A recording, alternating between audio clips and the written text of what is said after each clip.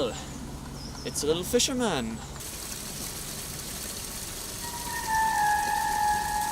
Are we well met, fisherman? Hello.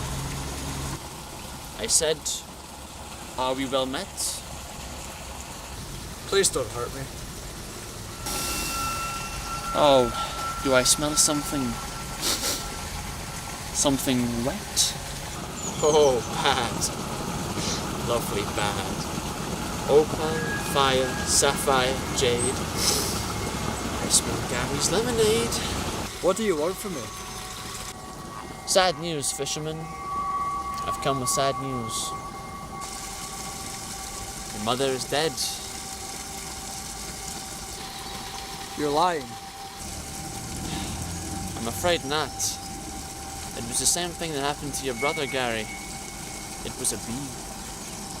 That's not true. She's nearly 50 years old. If she was allergic, she would have died a long time ago. You lying bastard. I understand your grief, little fisherman, but that particular argument just doesn't hold water, I'm afraid.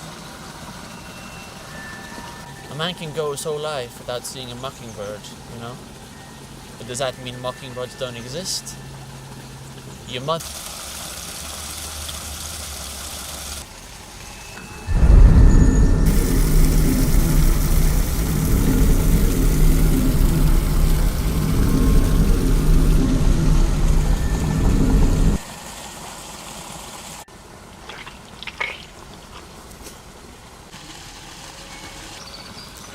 Your mother simply went through her entire life without getting stung by a bee.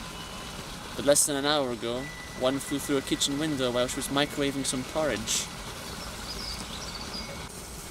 I'm not putting up with this. I am not putting up with this. Good. You need to hear this, Gary.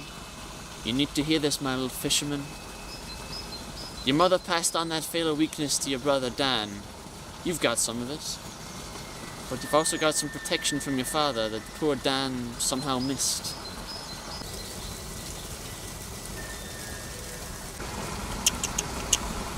So, although I don't like to speak ill of the dead, it's almost a case of poetic justice, isn't it?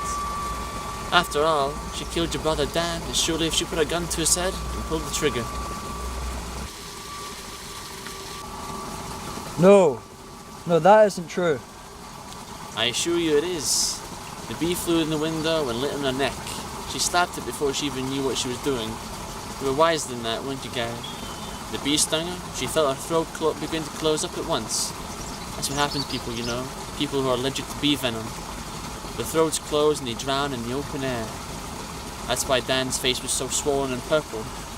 That's why your father covered it with his shirt. She wept as she died. Isn't that sweet? And here's the most beautiful thing of all. If she was dead, if she'd been lying on the floor 15 minutes or so with not the sound but the microwave ticking, that little stick of bee stinger still poking out of the side of her neck. So small. So small. You know what your dog did? That little rascal licked away her tears. First on one side, then on the other.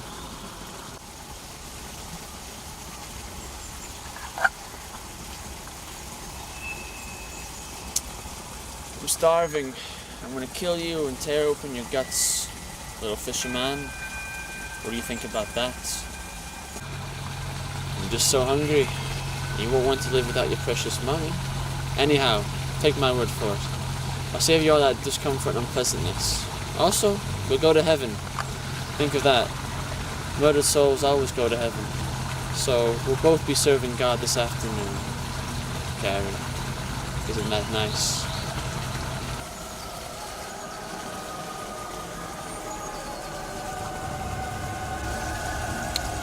Big fish.